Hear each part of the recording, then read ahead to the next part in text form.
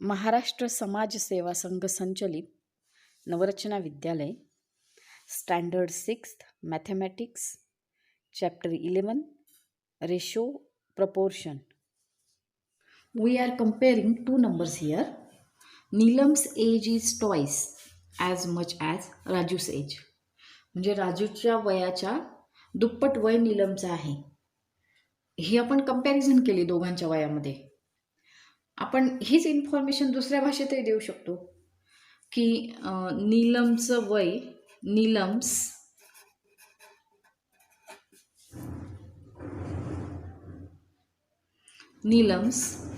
and Raju's ages are in the proportion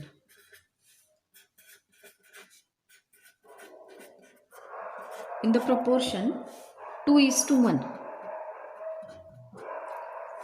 म्हणजे इथे आपण काय म्हटलो की Neelam's age is twice as much as Raju's age. म्हणजे राजूच्या वयाच्या दुप्पट नीलमचं वय. हेच आपण वेगळ्या भाषेत प्रपोर्शनच्या भाषेत कसं म्हटलो की Neelam's and Raju's ages are in the proportion 2:1. हे कसं वाचायचं आहे 2:1. ओके. आणि in mathematics the proportion of two numbers can also be expressed as their ratio. हे जे प्रपोर्शन दाखवले हे आपण रेशो फॉर्ममध्ये पण दाखवू शकतो. The proportion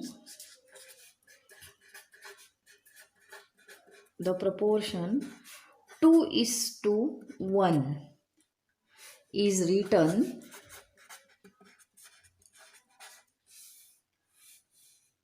as 2:1. हा झाला रेशो फॉर्म. हा कोणता फॉर्म आहे रेशो. म्हणजे आपण किती प्रकारे बोलू शकतो बघा. ही पहिली पद्धत. Neelam's age is twice as much as Raju's age. राजूच्या वयाच्या दुप्पट नीलमचं वय आहे. इथे आपण प्रपोर्शन वापरलं. Neelam's and Raju's ages are in the proportion of 2:1. आणि third the proportion 2:1 is written as 2:1. हा झाला रेशो फॉर्म. म्हणजे जे प्रपोर्शन दिलं आहे ते रेशोमध्ये पण आपण लिहू शकतो. समजलं हे.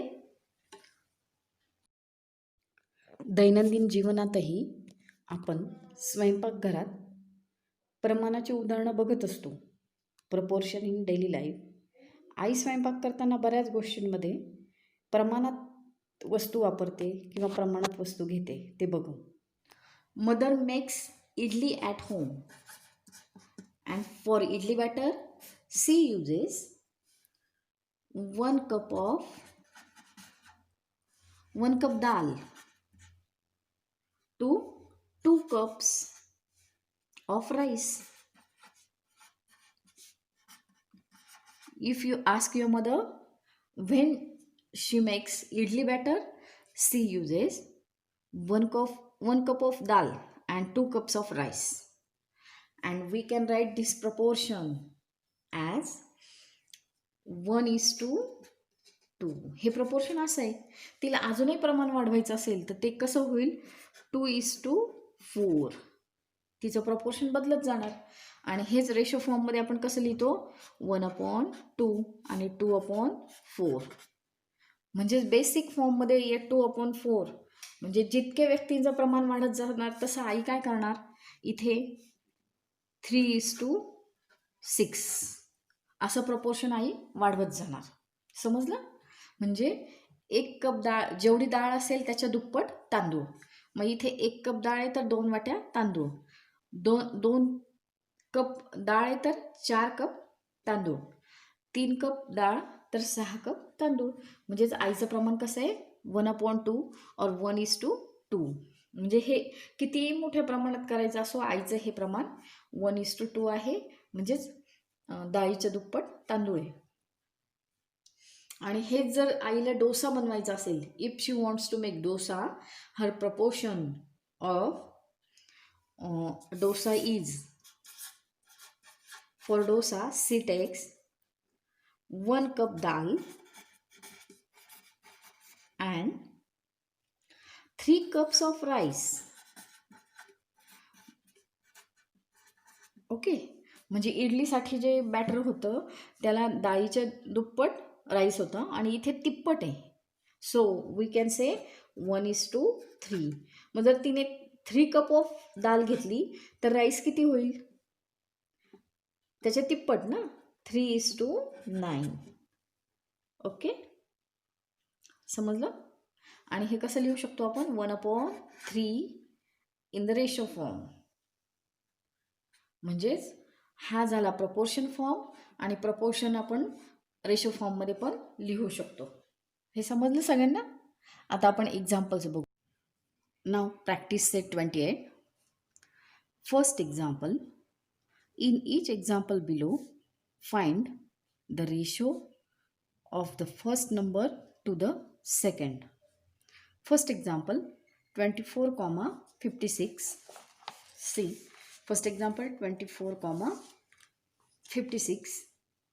We can write these two numbers in proportion, that is 24:56. Okay, 24:56. This is proportion form. This is proportion form. But in mathematics, the proportion form of two numbers can be also expressed as their ratio. हा जो proportion form आहे हा आपण ratio फॉर्ममध्ये पण लिहू शकतो मॅथमॅटिक्समध्ये. 24/56. This is a ratio form of two numbers. Do you understand this? If we write this sign, this is proportion form of two numbers. And if we write in numerator and denominator form, that is 24/56, this is a ratio form and this is proportion form. We have to find out the ratio of the first number to the second. First number is 24 and second number is 56. So 24/56. This is the ratio form. We have write this. पण आता आपल्याला पुढे काय करायचं आहे? We can make use of equivalent fractions to write this ratio in simplest form. म्हणजेच आपण याचा सिम्पलेस्ट फॉर्म तयार करू शकतो.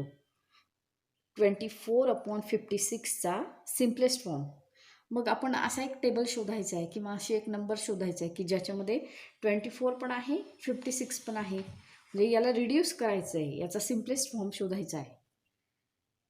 सो फर्स्ट ऑफ ऑल 24/56ला दोन्हींच्या युनिट प्लेसला 4 आणि 6 आहे, म्हणजे यांना 2ने आपण डिवाइड करू शकतो. So if we divide by 2, 2 1 जा 2, 2 2 जा 4, 2 2 जा 4, 2 8 जा 16. So again 12/28. हे समजलंय? आपण याआधी बघितलं इक्वेशनमध्ये किंवा न्यूमरेटर आणि डिनॉमिनेटरला एकच संख्येने भाग दिला तर त्या फ्रॅक्शनमध्ये फरक पडत नाही. म्हणून आपण काय केलं आहे, 24 आणि 56ला 2ने डिवाइड केलं आहे. मग 24ला 2ने डिवाइड केल्यावर 12 मिळतो, 56ला 2ने डिवाइड केलं तर 28 मिळतो आहे. म्हणजेच फक्त याचा रिड्यूस फॉर्म केला आहे, सिम्पलेस्ट फॉर्म केला आहे. Again we can divide this by 2 again. 2 6 जा 12, 2 1 जा 2, 2 4 जा 8. या 12/28ला पुन्हा 2ने आपण डिवाइड केलं. सो 2 6 जा 12, 2 1 जा 2, 2 4 जा 8. अगेन 6 आणि 14 हे 2च्या टेबलमध्ये आहेत. मग आपण पुन्हा यांना 2ने डिवाइड करू. 2 3 जा 6 अँड 2 7 जा 14. आपण हे सिम्पलेस्ट म्हणजे आपला रेशो होता इतकाच 24/56. आपल्याला फक्त रेशो फाइंड आउट करायला सांगितलं आहे. या एक्झाम्पलमध्ये 24,56मध्ये find the ratio of the first number to the second number. मग आपण लिहिलं आहे तो रेशो 24/56. मात्र हा 24/56 आपण सिम्पलेस्ट फॉर्ममध्ये कन्व्हर्ट करायला गेलो, छोटा फॉर्म किंवा इक्विव्हॅलंट फ्रॅक्शनमध्ये, मग आपल्या या 24/56चा सिम्पलेस्ट फॉर्म आला 3/7. और हा रेशो झाला 3/7. आपण प्रपोर्शनमध्ये जर लिहायचं असेल तर 24/56 इज इक्वल टू 3:7. समजलं हे? Again second example 52,65. Find the ratio of the first number to the second. First of all, we have to write this in proportion form. 52:65. Okay. आणि रेशो फॉर्ममध्ये लिहायचं तर 52/65. हा झाला प्रपोर्शन फॉर्म आणि हा झाला रेशो फॉर्म. हा रेशो फॉर्म झाला. इथपर्यंत आपलं एक्झाम्पल सॉल्व्ह झाले. रेशो फॉर्ममध्ये लिहायचं आहे आपल्याला, रेशो लिहायचा आहे. पण आपण आता हा पुन्हा रिड्यूस करू. रिड्यूस करायचं म्हणजे हा सिम्पलेस्ट फॉर्म करायचा, छोटा करायचा. 52/65.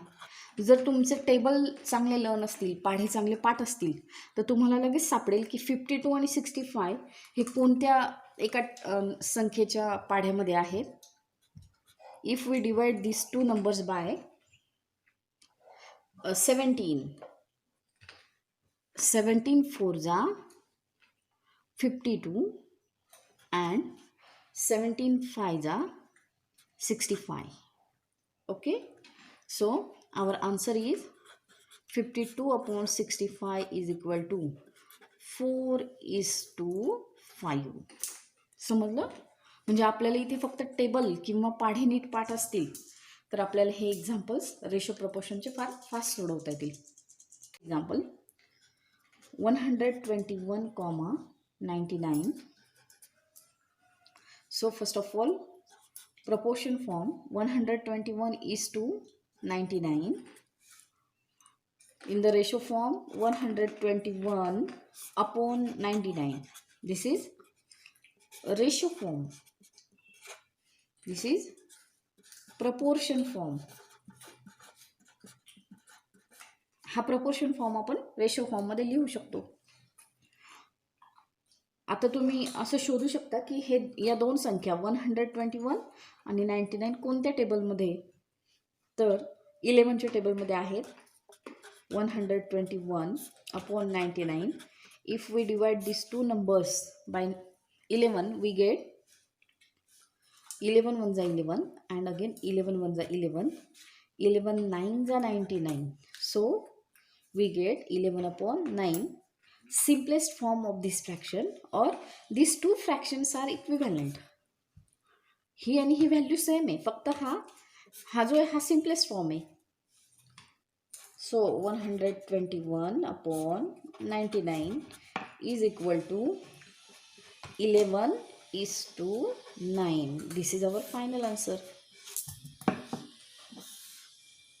Okay. Now a second example from practice set 28. Find the ratio of the first quantity to the second. First example 25 beads, 40 beads.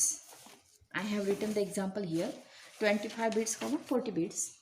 First of all, we know that when finding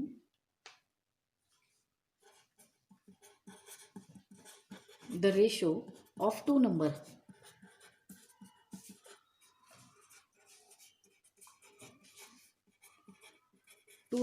numbers or quantities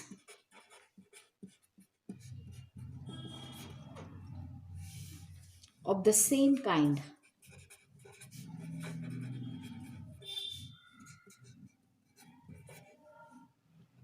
their measures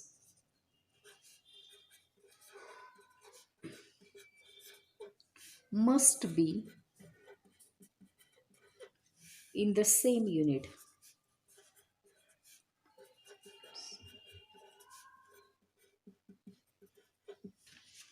When finding the ratio of two numbers or quantities of the same kind, their measures must be in the same units. म्हणजे इथे 25 हा number आहे, 40 number आहे, यांचे जे quantities दिले आहेत त्या बीड्स दिले आहेत किंवा सेम युनिट आहे त्यांचं बीड्स दोन्हींचा रेशो काढायचा आहे. दोन्हींचे जे मेजर्स आहे हे सेम युनिटमधले. मग आपण we have to find the ratio of first quantity to the second quantity. So 25 beads, that is 25 is to 40 in the proportion form, and in the ratio form 25 upon 40. Now we have to reduce this equation fraction, or we have to find the simplest form. We know that in the table of 5 we have 25 and 40. So if we divide these 25 upon 40 by 5, so 5 5s are 25, 5 8s are 40. So we have 5 upon 8 as the simplest form of this ratio. म्हणजे 25 upon 40 पण चालेल, पण आपण याचंच रूप काय केलं, simplest form दिला किंवा छोटं रूप लिहिलं, त्याचं रिड्यूस फॉर्म लिहिला 5 अपॉन 8. अशी एक संख्या शोधायची की जिच्या पाढ्यामध्ये 25 पण येईल आणि 40 पण येईल, आणि त्या संख्येने याला भाग द्यायचा. मग 5 5 25, 5 8 40. मग आपण भाग दिला. So 5 upon 8 is our final answer. We can write this in 5:8. 25 upon 40 is equal to 5:8. Now second example from that set, we will take this example, third one, 15 minutes, 1 hour. So we have taken 15 minutes, 1 hour. We have learned that when finding the ratio of two quantities of the same kind, their measures must be in the same unit. म्हणजे आपल्याला ज्या दोन संख्यांचा ratio काढायचा आहे त्या दोन्ही संख्यांना जे युनिट दिलं आहे ते सेम पाहिजे. जसे इथे बीड्स होते तसे इथे काय 15 मिनिट्स आहे, 1 आवर आहे. आता हे दोन्ही सेम नाही आहे, मिनिट्स आणि आवर, पण आपल्याला ते सेम करून घेता येतील. कारण आपण 1 आवर म्हणजेच किती, 1 hour is equal to 60 minutes. Okay. So we can write 15 minutes,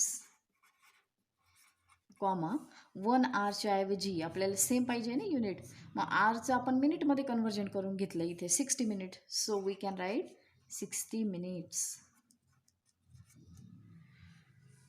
इथे आपल्याला दिलेलं आहे त्यांनी की ज्या दोन संख्यांचा रेशो काढायचा आहे त्यांचे युनिट सेम पाहिजे. इथे होतं मिनिट, इथे होतं आर. मग आरचं आपण काय केलं, मिनिट्समध्ये कन्वर्जन केलं. 1 hour is equal to 60 minutes. मग आपण 1 hourच्या ऐवजी लिहिलं इथे 60 मिनिट्स. आता दोन्हींचे युनिट सेम झाले बघा, 50 मिनिट्स अँड 60 मिनिट्स. आता यांचा रेशो फाइंड आउट करणं सोपं जाईल आपल्याला. 15:60, that is in the ratio form 15 upon 60. In the table of 15, 15 4s are 16.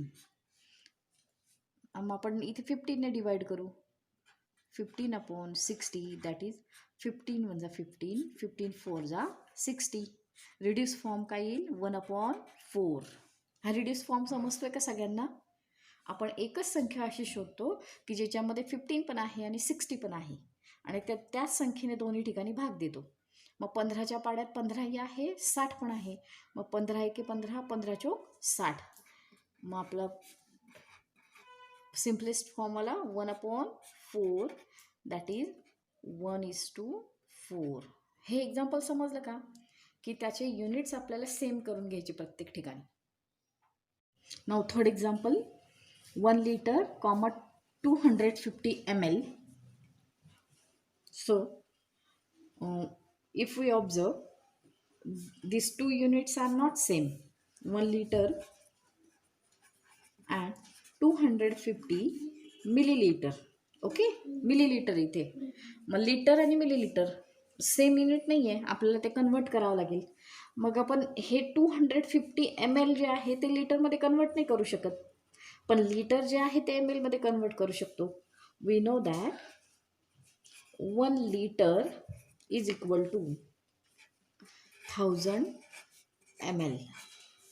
Okay, so first of all 1000 ml comma 250 ml.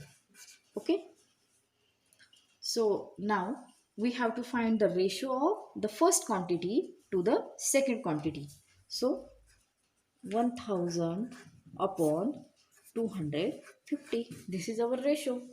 आता आपण फक्त हा रेशो फॉर्म जो आहे 1000 अपॉन 250 हा रिड्यूस करू किंवा सिम्पलेस्ट रेशो करू. आपण 250 4 जा 100 आपण डिवाइड करू. 250 1 जा 250 and 250 4 जा 100, that is 1000 upon 250 is equal to 4 upon 1, that is 4:1. That is our final answer. Fourth example, 750 grams comma half kg or 1 upon 2 kg means half kg. We know that 1 kilogram is equal to 1000 grams. Okay, then half kg means half kg, that is 500 grams. समजलं हे? 1 kilogram बरोबर 1000 grams आणि अर्धा kilo म्हणजेच 500 grams. मग आपण हे लिहू शकतो 750 ग्रॅम्स. आपल्याला हे का करावं लागलं, कारण हे युनिट होतं ग्रॅम आणि हे होतं kilogram. Comma half K G is equal to 500 grams. Okay, झाले. आता आपलं दोन्ही युनिट सेम झाली. यांचा रेशो काढणं सोपं जाईल. Then ratio of first quantity to the second quantity. So 750 upon 500, that is we know the reduced form. If we reduce this, we will get 750 upon 500. 0 जर आपण हे केले 75 upon 50, 75 upon 50 पुन्हा रिड्यूस होतील. 5 ने आपण डिवाइड करू. 5 1 जा 5, 5 1 जा 5 अँड 5 5 जा 25. आपण इथे 5 ने डिवाइड केलं 75ला आणि 50ला. पुन्हा 5 ने डिवाइड करू शकतो, कारण 5च्या टेबलमध्ये 15 पण आहे आणि 10 पण आहे. 5 2 जा 10, 5 3 जा 15. सो आपल्याला सगळ्यात शेवटी रिड्यूस फॉर्म जो मिळाला आहे तो आहे 3/2. 750 ग्रॅम्स कॉमा 1/2 किलोग्रॅम और हाफ किलोग्रॅम. ह्याचा जो रेशो आहे तो येईल 3/2. Okay. Word example from practice set 28. Third example, Rima has 24 notebooks and 18 books. Find the ratio of notebooks to books. Okay, then number of notebooks upon number of books. हा झाला ratio. Find the ratio of notebooks to books. So number of notebooks upon number of books. मग आपण इथे quantities टाकू. Number of notebooks are 24 and number of books are 18. इथपर्यंत समजलं की आपल्याला रेशो विचारला आहे की रीमाकडे 24 नोटबुक्स आहे आणि 18 बुक्स आहे. तर नोटबुक्सचा बुक्सशी असलेला रेशो विचारला आहे. मग आपण लिहिलं आहे number of notebooks upon number of books. इथे त्यांच्या व्हॅल्यू टाकल्या. Number of notebooks are 24, number of books are 18. So 24 upon 18. आपण आता हा फॉर्म रिड्यूस करू. रिड्यूस फॉर्ममध्ये काय येईल, if we divide this number by 3, 3 8s are 24 and 3 6 are 18. So 3 गेले 8/6. पुन्हा आपण याला 2 ने डिवाइड करू शकतो. 2 4s are 8 and 2 3s are 6. So 24/18 is equal to 4/3. Okay, मिळालं आपल्याला ratio. Fifth example. Snehal has a red ribbon that is 80 centimeter long and a blue ribbon that is 2.20 meter long. What is the ratio of the length of the red ribbon to that of the blue ribbon? म्हणजे स्नेहलकडे 2 ribbon आहेत, एक red आणि एक blue. Red ribbon आहे 80 centimetre long आणि blue ribbon आहे 2.20 metre long. आता इथे रेशो विचारला आहे रेड रिबनचा ब्ल्यू रिबनशी रेशो विचारला आहे आपल्याला. मग आपण लिहू लेंथचा रेशो आहे ना, ratio of the length of the red ribbon that of the blue ribbon. लिहू आपण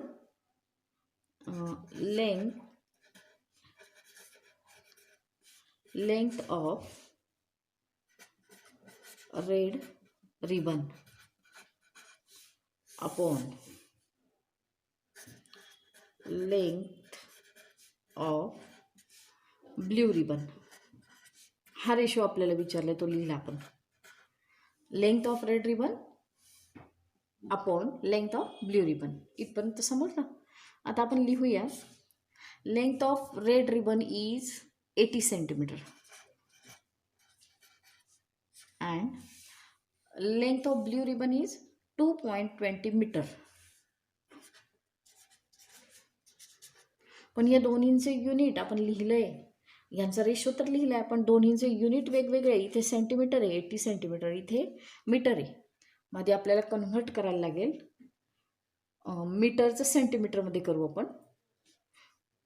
we know that 100 centimeter is equal to 1 meter. Okay, 100 centimeter is equal to 1 meter. So 2.20 meter is equal to किती centimetre होईल? हे 2 metre म्हणजेच काय 200 centimetre. 200 centimetre 2 आणि हे 20 metre म्हणजेच 220 centimetre. 2.20 metre means 220 centimetre because 1 metre is equal to 100 centimetre. आता आपण लिहू 80.